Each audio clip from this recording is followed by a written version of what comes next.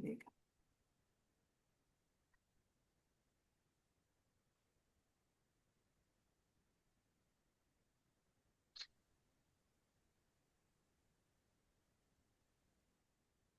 All right, good morning, everyone. I think probably we will have additional people join us as we go along, but it is just after 10. So I just wanted to make sure that we get ourselves underway on time. So welcome. Thank you all for being here. And yeah, the doorbell may continue to ring and we may get some more people coming along. Hopefully that is going to be true. Welcome to our webinar. I'm Kimberly Lang. I am a senior specialist for member programs and services here with the First Nations Health Directors Association. And today we are grateful to have Daniel Chan from the Infection Prevention and Control team here to do a webinar on cleaning with microfiber systems. So yeah, over to you, Daniel, and we'll just continue to keep an eye on the waiting room and let people in as they arrive. Awesome. Thank you so much. I was gonna just quickly before I introduce myself. Oh, you already introduced myself. I'll try to get the screen share going here. Uh, Share screen one, yes, and then do click this, and then it should Yeah, we got it. do that thing. Okay, awesome. And let me just get this other screen here. Sorry. There we go. All right, got my screens all sorted out. Thank you so much, everyone. Just really grateful to be here. And I just wanted to acknowledge that I am calling in from unceded territories to the KC Quad examinations here in Surrey Newton area. Our office, though, is actually located in the unceded territories of the Squamish, Musqueam, Tsleil-Waututh Nation. It's actually down in Vancouver, downtown Vancouver, at St. Clair Center. Soon to move, actually, to another location. So, yeah. Um, so we realize actually, and this is a realization. So this beginning, we're gonna start off actually this microfiber or EVS talk actually with an introduction, and we realized in the past 6 years we focused so much on communicating bits and pieces of what IPC can support with, but we really haven't spent much time about talking about who we are, our profession, and what the IPC program is all about. And I think this realization came, and it was a great learning actually, and we're very grateful to Sultan Laylam for these teachings. Is is is the importance of protocol, and they were teaching about the protocol of introductions, and we're like, wow, now we know why, because still people don't really know who we are, what we do, except for the tidbits that we offer, like, hey, we can help you with this, help you with that. But we do want to take some time actually to introduce ourselves and the program itself.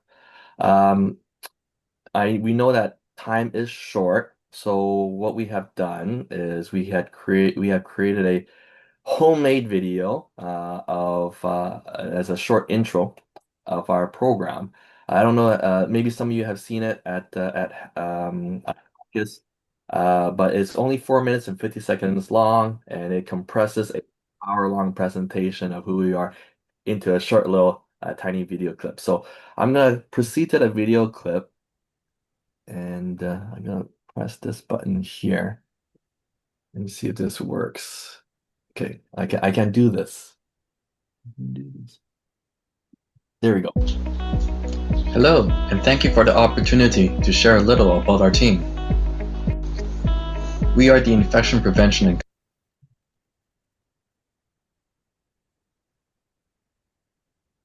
Uh-oh. Uh-oh.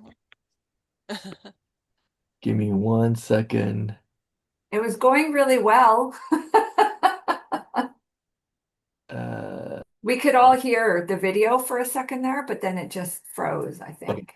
Give me 1 second. I do apologize. I'm gonna have to. I did something on my end which is not so cool, but sorry. Let me just do this. Consultation Services team. Oh, there we go. Our team consists of individuals with diverse backgrounds, including expertise in strategic and operational planning, occupational health, surveillance and epidemiology, quality improvement and management, and much more. Each member has honed their skills to specialize in the field of infection prevention to adapt to each specific context and setting. Our primary role is to provide consultation in managing and mitigating risks associated with communicable diseases in all areas of healthcare infrastructure, client care, and gathering spaces. We connect and work alongside communities and health service partners to collaboratively find and develop tailored, holistic, and sustainable strategies to prevent the spread of communicable diseases for each community and setting. Key to our strategy is that we bring people and their knowledge together.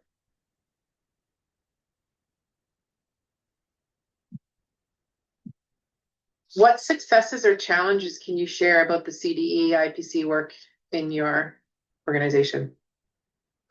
Success, I think, is with our approach to relationships that we have built. We spend a lot of time building relationships with communities. Well, we recognize this and learn this actually from our elder and knowledge keepers of Qualia. Going into communities, the community elders have taught us a lot too about the building of connections. When nurses retire or have to leave a community, and then there's the sadness over that nurse leaving the community because they built that connection with the person, not the program. It's about building that personal connection between community and Tess, community, Angelique, community, and myself. The chiefs and the elders be like, do you remember? Like, yeah, we'll talk to Tess, we'll talk to Daniel, like those are who we're talking to. That's the connection. That's who they talk to.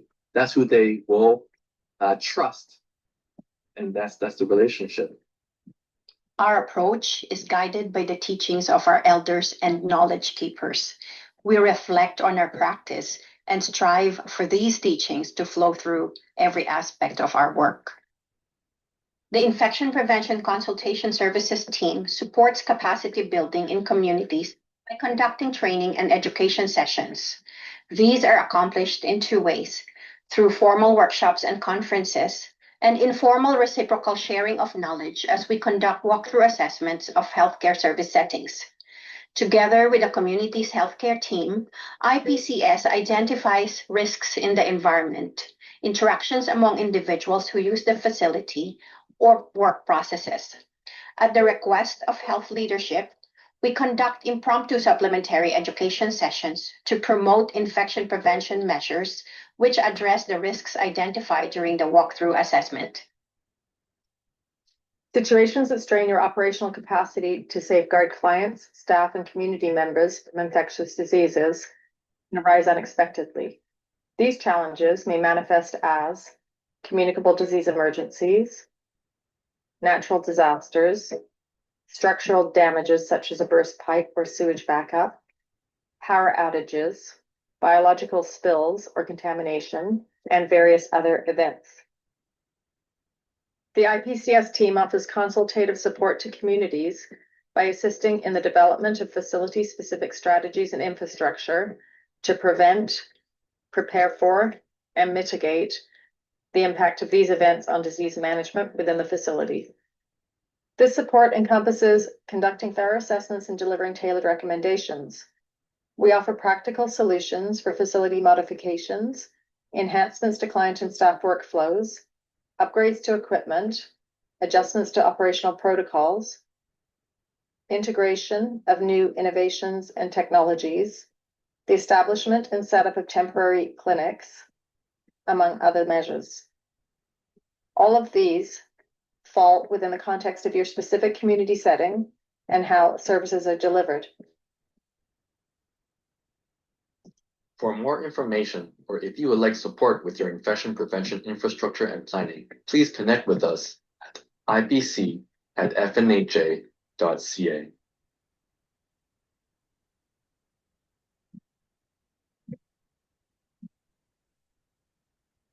Okay, so that is, Kimberly, did that work actually? Or did it? I just want to check with you. No, we just heard the sound, Daniel, and it stopped on the very second slide. Oh, that was it? And then Yeah, nothing happened after that? yeah. So I was Right staring after at the screen as it was going through a video and actually nothing was happening. that. Okay. Uh, Let me reset this. I really do apologize. I was like, oh, hey, everybody got to hear this. But apparently not. Give me 1 second. I'm going to do this whole share thing again. I really, really do apologize. Give me one moment. Or maybe send the link to Kimberly. Maybe it'll work. No, Or you could just send the link out after too. 1 second. Yeah, we could hear it. We just couldn't, my screen just says that the screen sharing was paused, but we did hear it. Oh, you heard it, but it Yeah, didn't. we heard it. Yeah. We heard it. It's just that there was no video playing for us. So I don't know Goodness. if anyone on the line, like how everyone feels. Do you want us to try and play the video again, or would you like us to put the link to the video in the chat and include that as part of the when we share the webinar recording? How does everybody feel? Can't see anybody actually on the screen I here. think the link will be fine. Thank you. Okay. Thanks, Candace. Yeah, Daniel, if you want to here, let me see if I can get you to I don't know how to get you to stop sharing. Hold on 1 second. I don't know how. I'm pressing buttons, but I think I probably should stop pressing buttons. If you click, there should be near the top the little like the control bar that you might have to wave your mouse to get the control bar to come. There should be a little thing that says stop share. Stop share. Stop share. Stop share.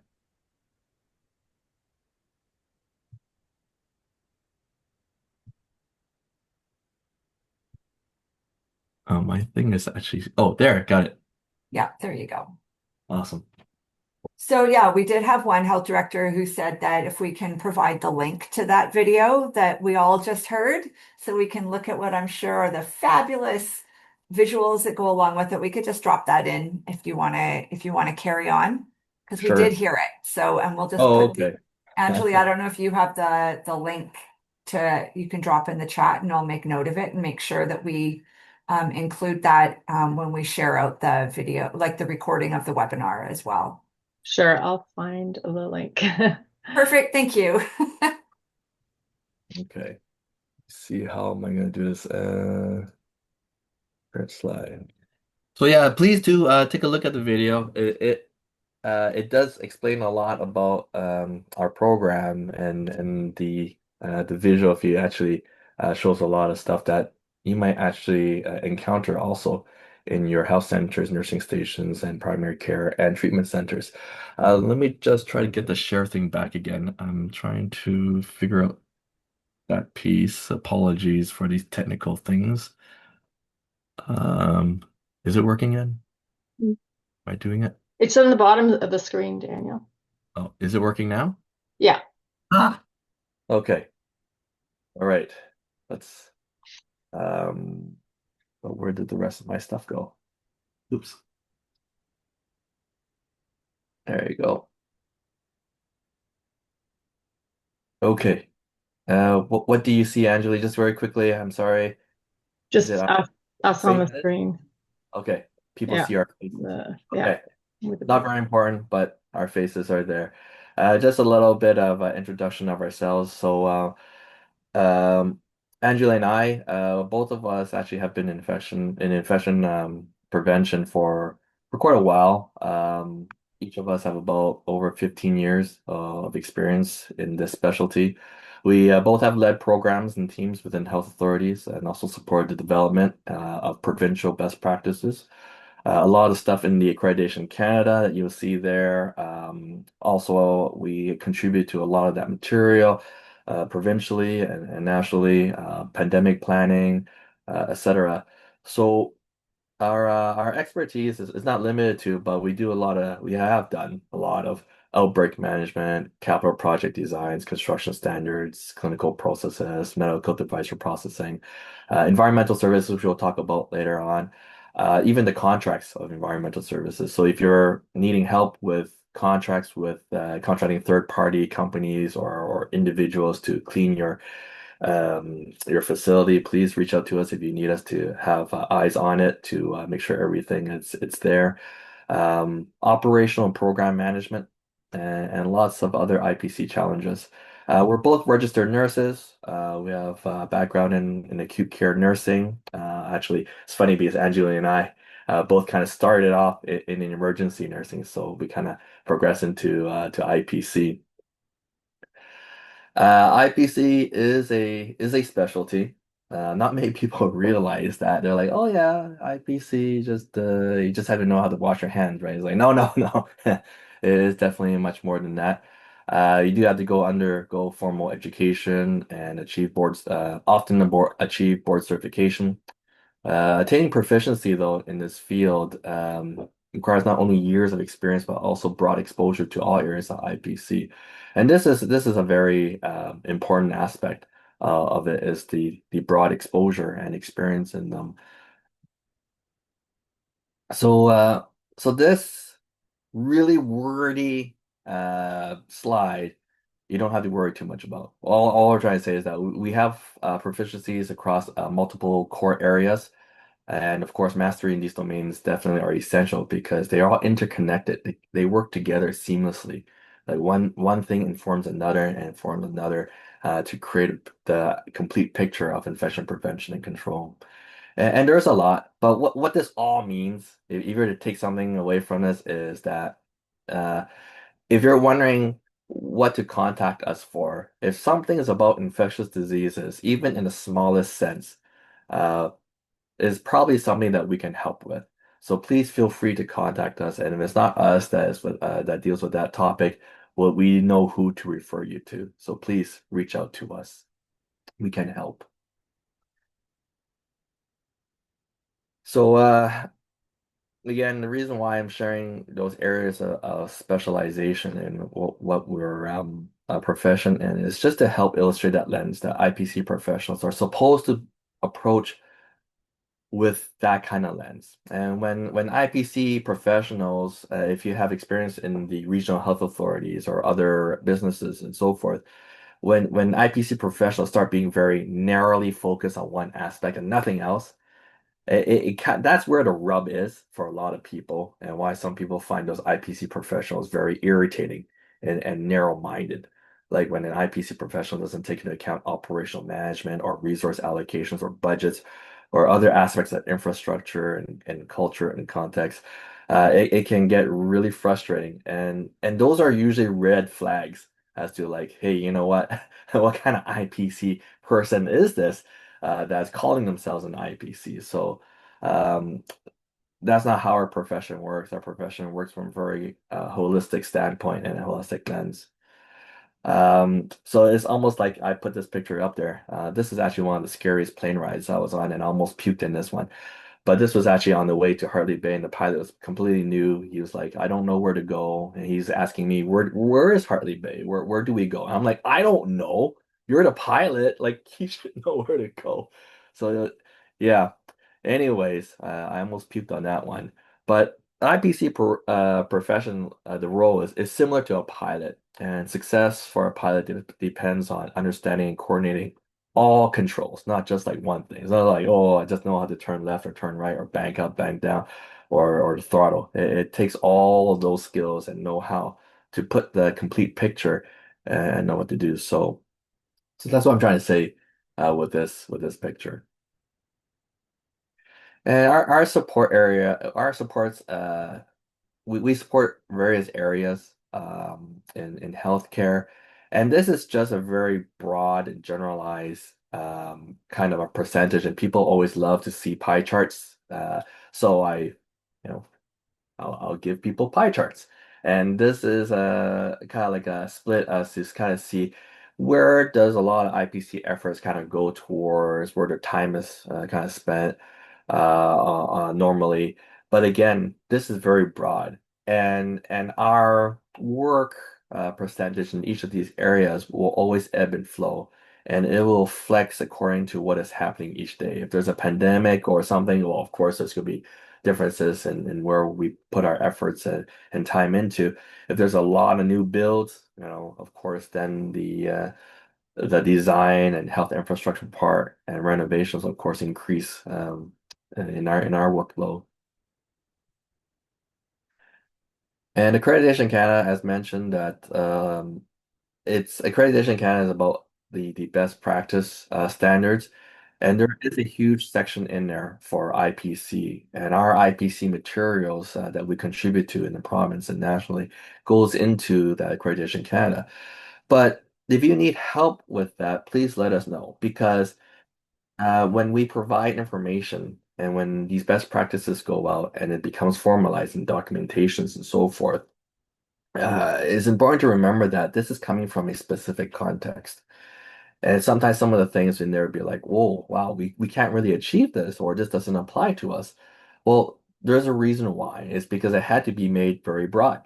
But the thing is that it is based on IPC concepts, and in Accreditation Canada, it usually refers saying that please contact your IPC specialist or IPC professionals or IPC department, and they can help you with this. And the recommendations that that department and program will provide, it will be sufficient actually for Accreditation Canada. So if it needs modifications of any kind, please contact us and let us know, and we can definitely help with that. We also do contribute also to a lot of the materials that WorkSafe BC, OSH, other programs in communicable disease also use. So, but again, just remember that the materials that we provide is very context specific and from a specific lens. So it's much broader than that, and there's much more that goes into that. And if there's ever like an area or something that's like, oh, that doesn't seem right, it doesn't fit with us, please contact us because we can definitely help with that and modify and tailor it to suit your needs and your context. And our program really is, unfortunately, the video didn't go so well, but as we were trying to say in the video, it's really about relationships and building connections. And we always do things in partnership. Uh, Sometimes people take IPC to the extreme, going, "Oh no, IPC is regulatory. You have to do this, do what they say." And, we're not from that regulatory standpoint. It is really our business, and most importantly, our business is all about seeking out and bringing people and their knowledge together. And I guess if there was a takeaway about us, it's really that's our thing, is that we seek out and bring people and their knowledge together.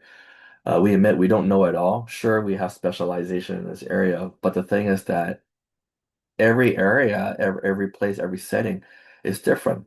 And so we have to draw on local knowledge on others as well.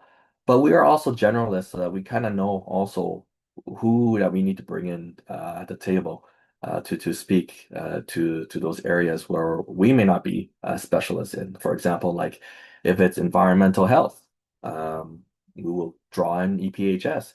If it's specifically occupational health as in a regulatory kind of function, and policy function, then we bring in occupational health and safety that's for staff, etc. So we bring people and knowledge together. And definitely since 2019, the inception of this IPC program, that's when this IPC program started. When I was brought in to develop this program from the ground up, it came with this idea, and we still approach everything with this idea that there is no one size fit all approach. And that is not just an idea. That is a fact. We just cannot say, hey, this is a blanket statement. All of you do this. Like, no, it doesn't work that way.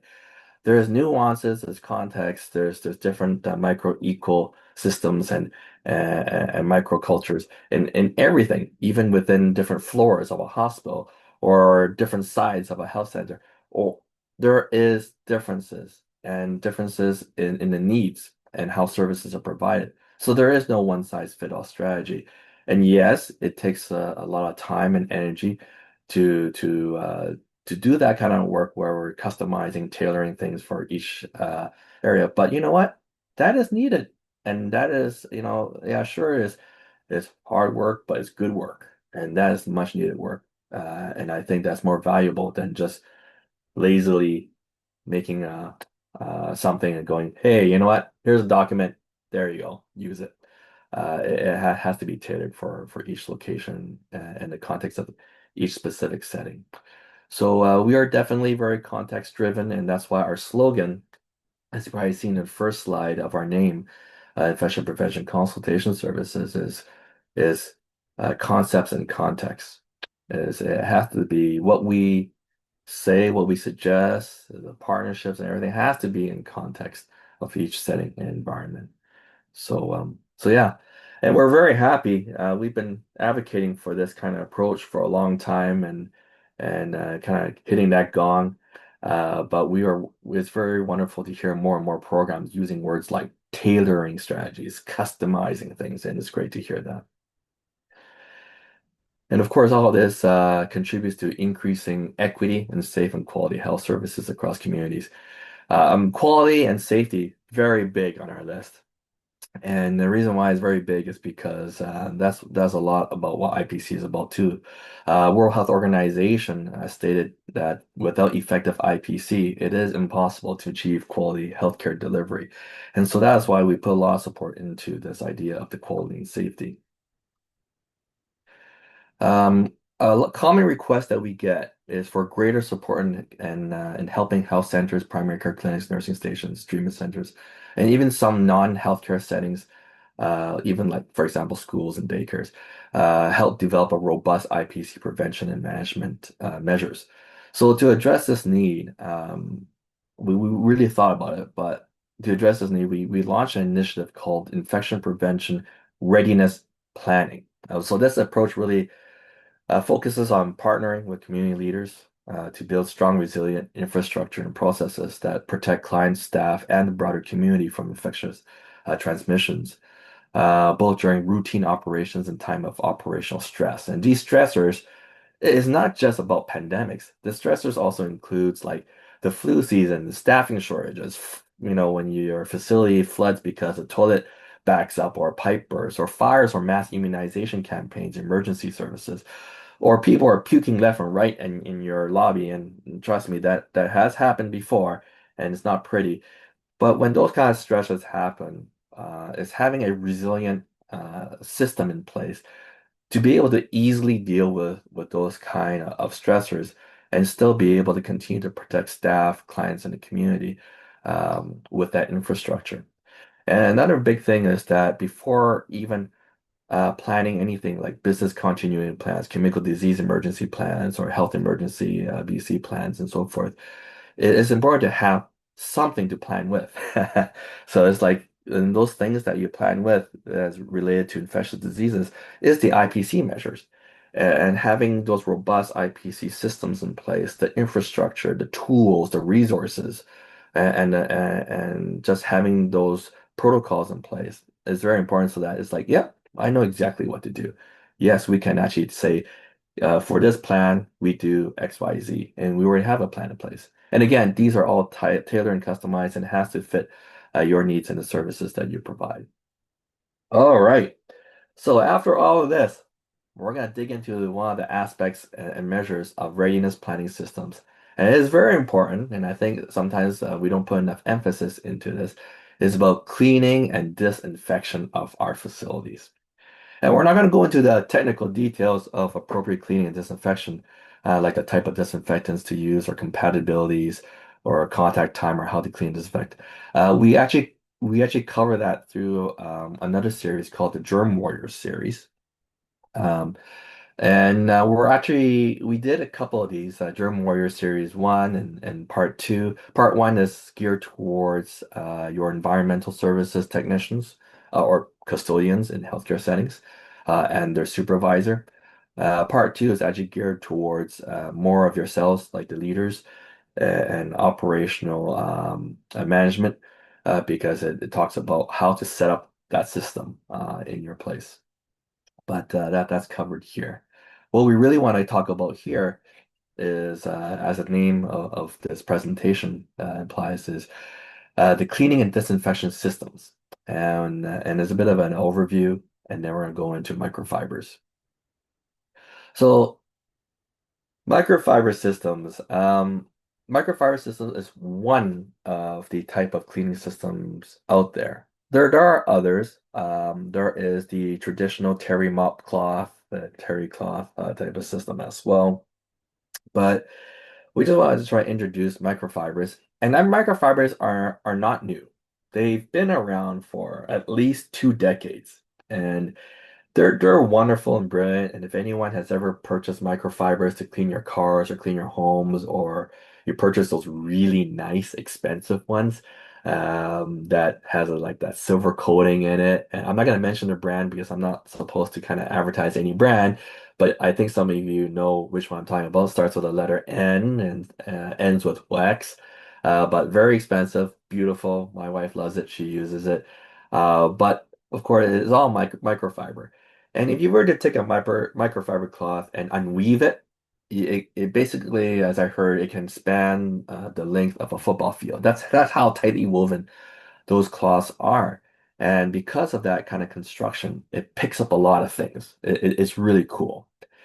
And and so there are great benefits to actually the microfiber system. Not only does it picks up a lot of things, uh, but it also reduces cross-contamination. Now, when we say reduce cross-contamination, that's all really based on the microfiber system, not just the microfiber itself, but it is the system. So how the system works in healthcare, this microfiber system it's a is a one bucket use system. So what that means is that you take the microfibers, you put it in a bucket, and you have a whole bunch of microfiber in that bucket, and you pour the disinfectant solution in there. So all these microfibers being soaked up with this being is soaking up this disinfectant. So the custodial staff will take that microfiber that's soaked with disinfectant, wipe a surface, and then after they finish wiping a surface area, they will put that microfiber into a bag or another bucket, and that bucket is basically the used microfibers that will go for laundry to be reprocessed. So in that system, there is not that cross-contamination. It's not like that same cloth is going back into the disinfectant solution itself and potentially contaminating the other microfibers.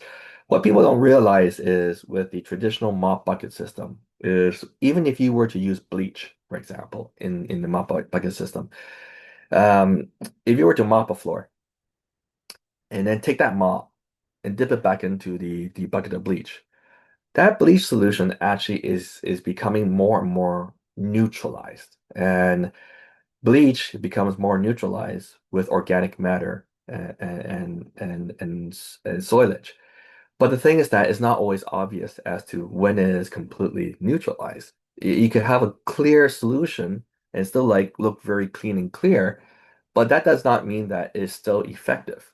So potentially with a traditional mop bucket system, could be spreading all that bacteria and other microorganisms around the whole entire facility. So this is where the microfiber system shines, is because there isn't that reintroduction of that microfiber cloth back into that bucket and neutralizing the disinfectant solutions. It's basically use it on the surface, then put it in a bag or put it into the bucket for laundering, and then use a new one for another surface and so forth. Same thing with mops. It's like you use the mop for one room, put it into that bucket or bag, use a new mop head, with disinfectant for another room. So it does help with reducing cross-contamination. The other thing is that microfibers, sorry, excuse me, I'm getting over a cold. Uh, but another benefit is very ergonomic. It is so lightweight. In fact, actually, the whole cart, if you see a microfiber system cart, it is like half the size of a traditional cart. So it saves space, especially if you're tight on space. And it also is very light. A lot of the places that we have been to in communities, we notice, and this is great and wonderful work that they're doing, but a lot of the custodial staff is elderly or older. And so, using that big, heavy mop and carrying that big, heavy water of disinfectant and stuff like that, and having to replace it constantly over and over again because you have to, that can get really challenging. But with this microfiber system, actually, everything is just lighter. You don't have to keep going back to the tap, pouring out, pouring in kind of thing. And even the poles and stuff are also lighter too as well. I think they're aluminum or something, but they are so much easier on individuals. And it's not even just for the older individuals, also for the young. You don't want them to have problems later on too as well. Environmentally and planetary health is also a consideration for microfiber. There is less waste because we do reprocess the fibers, the microfibers through washer and dryer, etc. And it's not that complicated to do. But there are some limitations on the microfiber system. It definitely has laundry requirements. So just like for clinical linen that you have, if anyone has clinical linen, the requirements and the need is that you have to have dedicated machines for these clinical linen. Uh, it's like, for example, if it's a mixed use facility where you have um, tea towels or settings for banquets or other functions, uh, it's best probably not to mix those with the clinical linen from the clinical side. You want to try to keep those separate and even have perhaps dedicated machines for them. So that's the kind of infrastructure that is needed. And those machines also have to be able to reach a certain temperature, like at least over 50 degrees Celsius or 120 degrees Fahrenheit, for at least a minimum of 10 minutes. Most of the modern, really cool um, washer and dryers, they can do this. But it also depends on your water heater too, because not all of them can heat it up themselves. They usually take the hot water from your water heater, uh, and put it in, and then it might be able to increase it by a bit. But again, most of the facilities, most of them can do this, so it's not too bad. The other thing is that there is wear and tear of the microfiber. And depending on the quality and its use, generally it kind of ranges from 150 to 1,000 washes per for the microfiber. So once you hit that 1,001, you might see pilling and the microfiber not looking so great anymore. And so it definitely does need to be replaced.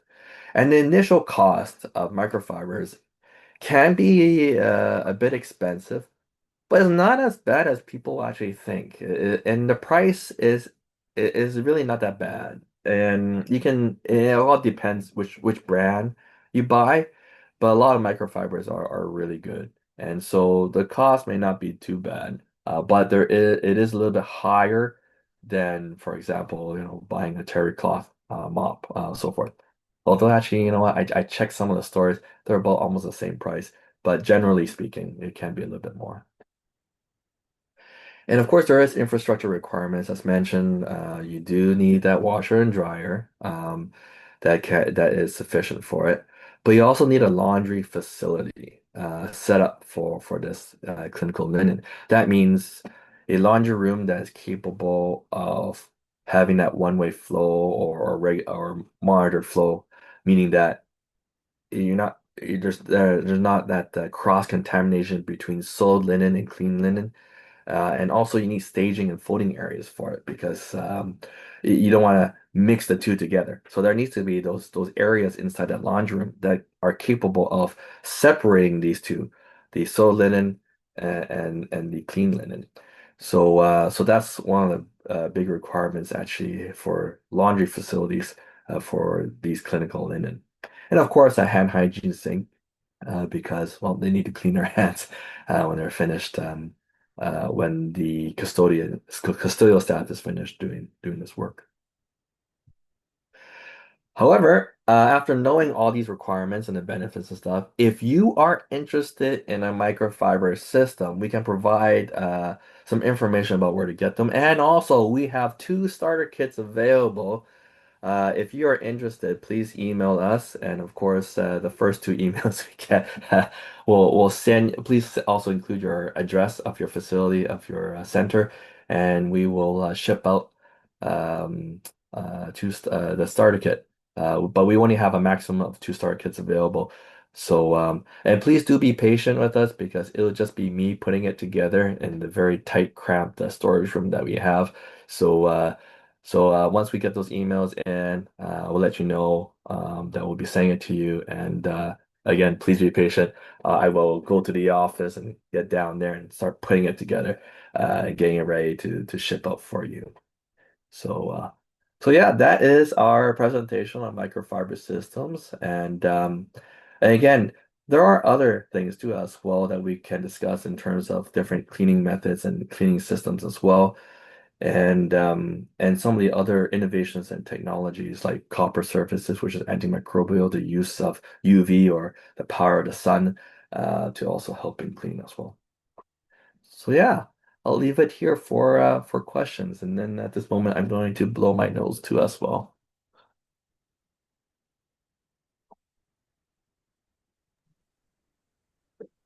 Thanks, Daniel. Oh, that was a squeaky voice. Sorry. Thanks, Daniel. Does anyone, I don't see any questions in the chat, but if anyone has any questions, you can either unmute yourself or use the raise hand feature, and then that will bring your box up to the top of the participant list, make it easier for us to see. Questions or comments?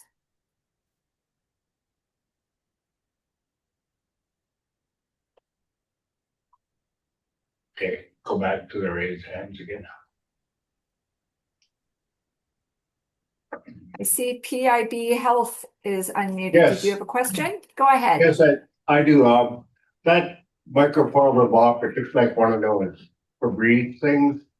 That's what it is. So what you're saying is we would have to change that every room, and we would have to change the water every room. Is that what you're saying? For the traditional system, For or the for you said for cross contamination or whatever. So that mop that was in the picture is like a Febreze thing. That's that microfiber mop. Would we have to change that head and the water every time we mopped a room or every time we moved rooms? That's my question. it's just the mop head, and it's quite simple. Is you just step on it, toss it, and then stick the mop pole has a Velcro thing, and you just stick it into that the bucket that has all the mop heads in it. So our recommendation when it comes to cleaning, and this is what makes it really easy, is all you have to do is just fill that bucket once with that disinfectant solution, put all those mop heads all stacked up nicely with each other, and just push it in there. And the custodial service, all they have to do is stick that pole in there, take one the mop head out that's stuck to it, mop one room, step on it, put that thing in, and put that mop head back into the bucket, and then it takes the other one that's lined up, and then mop the other room. So it doesn't because of that, it doesn't require so much changing of solution. Actually, there's no change of solution. It's just more of a refill. Um, and um, and it doesn't actually really have to be refilled that much. It's just kind of like fill it up, put those cottons, and then there we go. So it does make it a little bit easier. The traditional mop system actually should be the one with the terry cloth mop head and the bucket of water with this disinfectant solution. That one actually should be changed often actually. And so that one can be quite tedious, especially if you have two floors.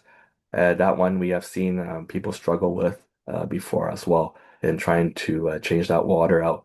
And that's where it gets a little bit harder. So this one actually makes that part a little bit easier. Yeah. That But that mop head, I mean, we just wash those also. But your starter kit, would that have the liquid that we use for mopping, or is there a special? Does it matter what we use, or is no, it from your starter kit? we won't be able to provide we don't have the solution to go with it. We'll provide you with the mop head and the bucket and the cloths and stuff like that. Uh, but we don't have the solution, and you can just use the disinfectant solutions that you usually use in your Yeah, facility with it. So that starter kit and is basically to represent the kit that kind of you need. And our recommendation is when you is the amount of microfiber that you need to clean in one day times it by 3, And reason why is because you're gonna have one going into the wash and drying, one that is set out ready to go just in case, and then the one that you're actually using for that day. So the starter kit will basically consist of the three sets. So it will uh get that it'll help with that. But normally you want to purchase what you need for that day times three so that you always have that cycle of microfibers going. Yeah. So to order more, we order from IPC@FNHA.ca for more, whatever we need. We will provide some potential vendors so that you can contact them directly. There is a local vendor, which is awesome because a lot of them were from the States, but we found one who's in Port Moody actually. He's in Port Moody. So we're like, oh wow, there's actually a local BC business that actually provides that. And we'll provide you with that information. We'll send to Kimberly and Kimberly can send out that information, including the price chart, price list Yeah. as well. Okay, thank Yeah. you. And I have a question for the regular terry cloth mop system. How many times do you change that? So one It of should be the on every one. Every room? Not every room, it depends. So because rooms vary by square footage in each of the facilities. So one of the best practices is by surface types. For example, like if you finish with a hallway, you want to most likely in a again, this is all by square footage. Let's say I'm trying to create a more generalized kind of statement here. So like for example, if you had done the foyer and hallways and stuff like that, you probably want to change that solution before going into the examination rooms. And let's say, for example, you have two examination rooms. Well, the two examination rooms, if they're like, let's say they're 10 by 10, um, or sorry, 10 meters square, then basically you can potentially, depending on how solid it is, and then for course summertime versus wintertime, versus like how much dirt is on the ground or mud and stuff like that. It all depends. If it's relatively clean, you can probably do two rooms, two of those 10 by 10s, maybe even a third one. But if they're very solid, like if they're dirty, like they're brown, like, during people trekking dirt or mud in or something like that, then probably not as much. You'd probably be able to do two rooms max or one room if it's really, really bad. And would that be the water and the mop? No, just the for the terry cloth, it would just be the mop bucket solution. Okay, you don't have to change the mop head all the time. No, they don't. The traditional terry cloth mop system, they usually don't do that because there's not that many of those mop heads. It's not really easy to change over either. So it's usually the focus generally is changing of the water. The solution. The solution. Yeah. Okay. I was just going to add also that there's certain cleaning best practices too for IPAC, so that would be another whole discussion, I think. And we can certainly, talk about that because changing like how many times you change the water and how, the mop heads you use and everything. The terry ones, the difference between that and the microfiber attracts things like bugs and things to it. So it's easier to clean up. It doesn't move them around the room. Like terry cloth generally moves things around, but doesn't necessarily pick them up or attract them. And so that's why it's so advantageous of the microfiber, as well as the other advantages that Daniel mentioned. But I think a lot of the questions are regarding best practices for cleaning practices. And we could probably do another presentation on that completely. When you're supposed to be cleaning, how you're supposed to be cleaning. And generally, like your cleaners should have basic cleaning course training, and then we can provide kind of a supplemental IPAC part of that, like what detergents, disinfectants you should be using in a healthcare setting. Because really you should be changing between two, say, examination rooms. It really depends on the services that you're doing, offering. and the acuity of them, and you know, like general offices might be a bit different than the actual examination rooms or the healthcare part. But I think it's a huge discussion. And water, like the solution has to be changed if it gets contaminated. You shouldn't be double dipping in the solution between rooms because that could, you know, also transmit things around through the solution then, because the solution can get contaminated as well. So. Okay, thank you. And I think a lot of the questions in the chat, we can provide the supplies. I was just looking at them. We can give you the list, and as Kimberly said, the vendors. And somebody asked, what is your thought on disinfectants for surfaces at all? And I guess that would come in the bigger discussion. There are healthcare disinfectants that should be used in a healthcare setting. And so it depends on surfaces you're using. We definitely use them on most surfaces. Floors don't necessarily need disinfectants continually. The detergents are usually fine depending on the situation, and because it'll also strip your floor. It depends on the surface of your floor, like Daniel said, what you're using. But disinfectants, yes, we definitely, you know, best practices are to use disinfectants, the healthcare grade ones, in between patients, end of day, things like that. So we can go through that, but it is a big topic.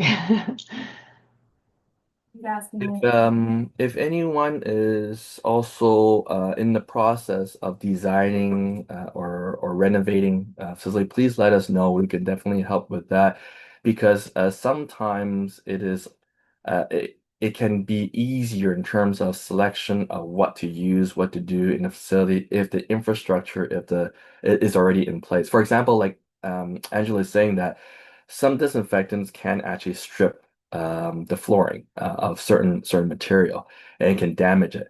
Now, in hospitals, some of the older ones, it's like, yeah, you're gonna have to damage it, and that's what you have to do because you have to you still need to clean and disinfect the facility, regardless, and therefore it's just a normal maintenance thing of, you know, every 3 years or 4 years, repairing the floor and so forth.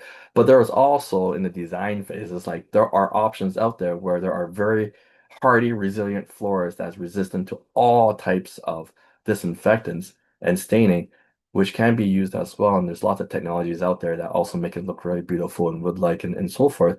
So therefore, having those kind of things like, oh, you don't have to worry about that. Just go at it, and it'll be fine. And you don't have to worry about all that, the stripping of things. So please let us know. We can definitely help with that as well. But there are so many different type of strategies and solutions. And as Angela is saying, that it is quite a big topic. Uh, Even talking about the disinfectant solutions, like the contact time meaning how long that solution needs to stay on the surface wet before it can actually do its job. And there's many different brands, different technologies. Hydrogen peroxide is not the same as accelerated hydrogen peroxide for some of the disinfectants. AHP is actually what do you call it? Not copyright. It's a proprietary blend of a couple companies that make that. So it's their own version of a mixture that they won't reveal to anybody what the ingredients are, but is their own version of. But it's basically what they claim and say that it can do that helps. Sorry, I'm just trying to read at the same time. Oh, we're about to replace the flooring. Cool, cool. Let's talk about that because all depends on what the needs are and what kind of look you're going for as well, and what kind of rooms in terms of flooring. So if you well, we can connect. Send us an email, IPC@FNHA.ca, and we can talk more about that. Yeah, I was going to say that would be a good idea. I just replied in the sorry about the typos in my reply to that. But usually we like to have a conversation with you to explore a bit more about your facility because what you should put on the floor depends on where the flooring is. And there's different types. And we usually use for healthcare facilities, there's certain standards that are a guide that we should be following. So yeah, if you would like to connect and we can set up a quick meeting for half an hour and discuss that, that would be probably most beneficial. And during this VRI season, viral respiratory infection season, all those icky surfaces and stuff like that is going to require a lot more cleaning and disinfection But there's also lots of solutions for that too as well, ways to make it easier. And some of these solutions aren't even our solutions. Some of these solutions are the ones that we have learned actually from other health centers and nursing stations, how they do things. It's like, wow, great, that works and is consistent with IPC best practices. So it's like, love to share those. And those are wonderful things to share. Yeah. Yeah, and Daniel mentioned the VRI season, and just an aside, we're just about to send an email out with the Ministry of Health's guidelines this year. So we could share that with you too if you're interested. The email. We could share it with Kimberly, and she could fan it out to this group if you want.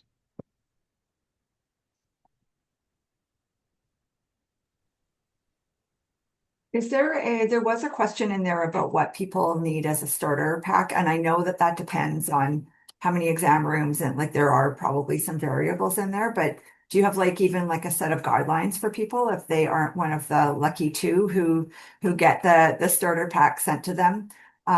If there is any kind of like how to calculate what you need, kind of tips and tricks that we could include that as a handout as well when we post the video for this webinar. So just for anyone on the call, we'll kind of take whatever. Yeah, I see a yes, please in there. So yeah, if there's any kind of guidelines that way, because the other answer to the question is everyone will just send you an email and ask you to help them calculate. So if we can help people do that themselves, that would be great.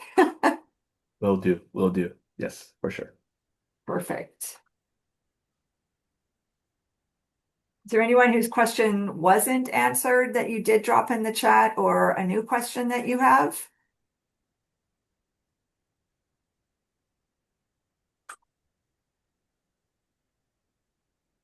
I think Priscilla put a question in just saying that she had,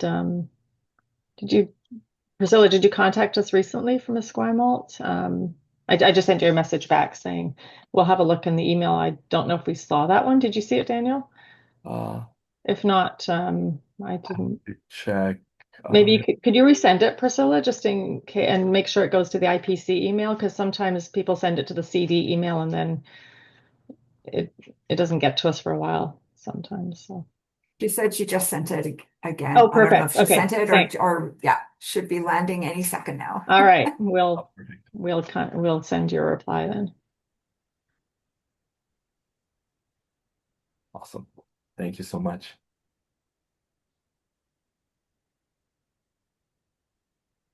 All right. Well, it's 11. We do have a little bit of time. I don't want to take more of, I know it's a busy time in communities. I also know a lot of communities shut down at the end of next week. So December was always one of those months that it's like, yay, it's a short week, but then also it doesn't mean you still have a month's worth of work to do and you feel like you only have 2 weeks to do it in. So we're cheering for you all. And if any questions occur to you in 20 minutes from now and you think, oh gosh, I wish I'd asked that, of course, Daniel and Angeli have both said you can reach out to them at IPC at FNHA.ca, and you're more than welcome to reach out at us at FNHDA at FNHA.ca. And we'll be happy to pass your questions or comments on to Daniel and Angeli. And once we get the webinar into our webinar library and we collect up the handout information, we will get that posted and that will go out probably in an e-blast. So if you're not a health director, remind your health director to share that information with you when it goes out that way. And do Angeli and Daniel, do you have any closing thoughts? Closing thoughts. I have You no don't have to. quotes are really like inspiring, but I just want to offer out there if you ever need any support, we're just a call away, an email away. Just let us know. Like, um, your priorities are basically our priorities. So we're here to support you and partner with you in that. We are basically we're your consultants. So if you have any kind of questions in terms of like anything related to infectious diseases, even if you don't know if it's related to infectious diseases, don't worry, just send us an email. we'll be happy to help. And if we're not the ones, then we'll definitely send it off to and connect you with the right people. So yeah. Yeah. And I think Daniel covered the list basically of most of the stuff we do as well. We can also send out our flyer again, our little bio, the one pager. That kind of lists what we do as well if people don't remember. But accreditation's a big one these days, I think. And so we can certainly help with that. We've helped quite a few people get through that. And the cleaning, disinfection, any health infrastructure like building, new builds, changing things, renovating, having to set up a temporary clinic somewhere, anything like that. So And even staff flows, staff yeah, client flows. staff flow. They that and your And doing vet. the readiness planning for your clinic is really big because that kind of builds the infrastructure for your communicable disease emergency planning. You need the IPC readiness planning first before you can get ready for a bigger emergency or unexpected event like a flood or anything else going on out there, which is a lot. Yeah. So yeah, feel free to contact us and Kimberly will send you an email with the stuff to send out to people. Absolutely. Great. Yeah. And if you have anything related to IPC that you feel like this is to you're to the IPC team, if there's something like I really appreciated you kind of reaching that out to us, saying we have information to share, but health directors the staff in health centers, if there's something that you really would like to know about, let us know that too, and we can we can twist Daniel and Angeli's arms to come back and do another information session. So yeah, Yeah, certainly if excellent. you Thank have you. topics you'd like to hear about, let Kimberly know. Yeah. Thanks. Yeah, absolutely.